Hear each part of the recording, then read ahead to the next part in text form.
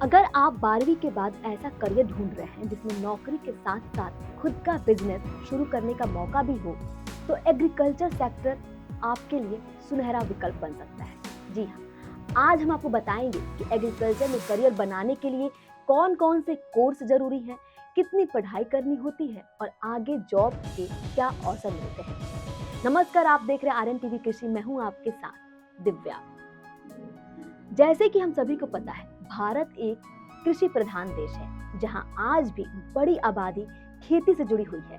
लेकिन अब खेती सिर्फ पारंपरिक तरीका नहीं रही, इसमें टेक्नोलॉजी, रिसर्च और मैनेजमेंट का बड़ा रोल है। ऐसे में एग्रीकल्चर की पढ़ाई युवाओं के लिए बड़ा अवसर बनकर उभरी है। तो आइए बात करते हैं कि अगर आप एग्रीकल्चर फील्ड में अपना करियर बनाना चाहते हैं तो कौन कौन सा कोर्स आपको करना होगा। सबसे पहली बात करते हैं बीएससी ऑनर्स की। सबसे पहला है बीएससी एग्रीकल्चर ऑनर्स। बता दें, यह 4 साल का ग्रेजुएशन कोर्स है। इसमें फसल उत्पादन, मृदा विज्ञान, प्लांट ब्रीडिंग, एग्री इकोनॉमिक्स और एग्री बिजनेस की पढ़ाई कराई जाती है। इस कोर्स के बाद आप agriculture officer, field officer, research assistant या एग्री बिजनेस मैनेजर बन सकते हैं। वहीं अगर आप टेक्निकल फील्ड में रुचि रखते हैं तो उसके लिए भी कोर्स है जिसका नाम है बीटेक एग्रीकल्चर कोर्स, यानी B Tech agriculture engineering. B Tech agriculture engineering, इस कोर्स में कृषि मशीनरी, सिंचाई तकनीक, फूड प्रोसेसिंग और फार्म मैनेजमेंट सिखाया जाता है। आज के समय में स्मार्ट फार्मिंग और ड्रोन टेक्नोलॉजी के कारण इसकी डिमांड तेजी से बढ़ रही है। वहीं तीसरा कोर्स है जो कि बीएससी हॉर्टिकल्चर है। अगर आप बागवानी और फल सब्जी उत्पादन में करियर के लिए कोई कोर्स ढूंढ रहे हैं तो बीएससी हॉर्टिकल्चर आपके लिए बेस्ट ऑप्शन है। इसमें फल, सब्जी, फूल और मसालों की उन्नत खेती सिखाई जाती है।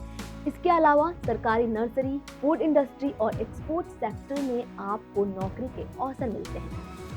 वहीं वन और पर्यावरण क्षेत्र में रुचि है तो बीएससी फॉरेस्ट्री कोर्स आपके लिए हो सकता है। इस कोर्स के बाद आप फॉरेस्ट डिपार्टमेंट या पर्यावरण संरक्षण से जुड़े क्षेत्रों में काम कर सकते हैं। इसके अलावा मत्स्य पालन में करियर के लिए एग्रीकल्चर फील्ड बेस्ट ऑप्शन है। इसके लिए आपको बीएफएससी करना होगा, यानी फिशरीज साइंस। इस कोर्स के जरिए फिश फार्मिंग, एक्वाकल्चर और मरीन सेक्टर में करियर बनाया जा सकता है।